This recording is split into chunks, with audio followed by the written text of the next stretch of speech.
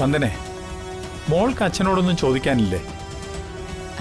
അച്ഛന്റെ മറുപടി കേട്ടിട്ടാവാം എന്റെ ചോദ്യം. ആ ശരി. അങ്ങനെ എൻ്റെ മക്കൾക്കും മരുമക്കൾക്കും ഒക്കെ ഞാൻ ഓട്ടോ ഓടിക്കുന്നതിൽ നാണക്കേട് തോന്നുന്നുണ്ടെങ്കിൽ ഞാനത് നിർത്താം.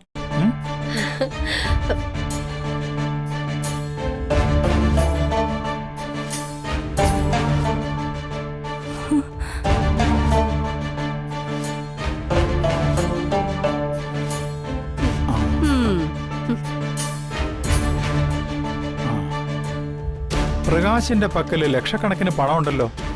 ഈ കുടുംബത്തിന്റെ മൂത്ത സന്തതി എന്ന നിലയിൽ എല്ലാ ചെലവുകളും നീ നടത്തണം.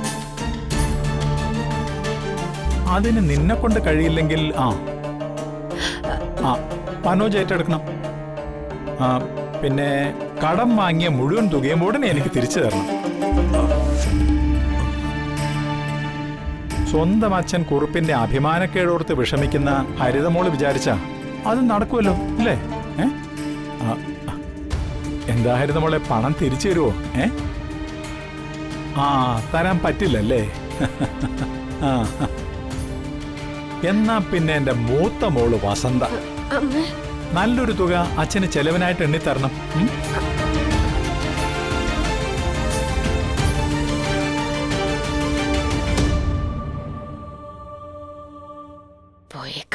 നിക്കടി,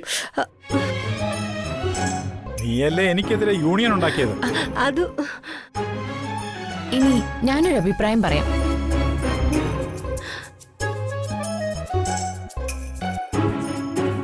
അച്ഛൻ ഓട്ടോറിക്ഷ ഓടിക്കുന്ന പണി തുടരണം.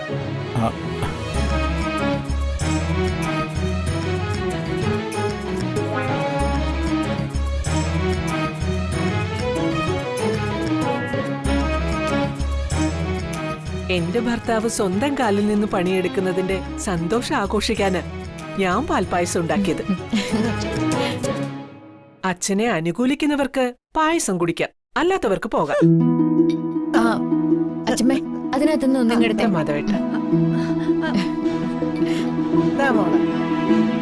വസന്തേ, നിനക്ക് പായസം വേണ്ടേ? എനിക്കൊന്നും പായസം വേണ്ട, ഒന്നും വേണ്ട. ഞാൻ ഒന്ന് കുടിച്ചു നോക്കട്ടെ.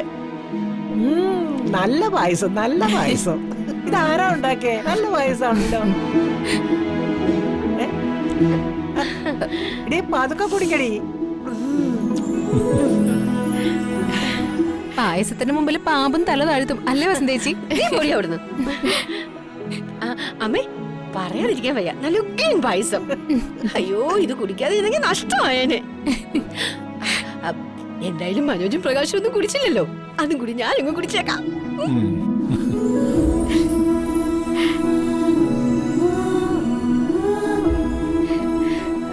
അച്ഛന് മതിയല്ലോ അല്ലേ? ഞാൻ അടുക്കള പോയിരുന്നു കുടിച്ചോളാം.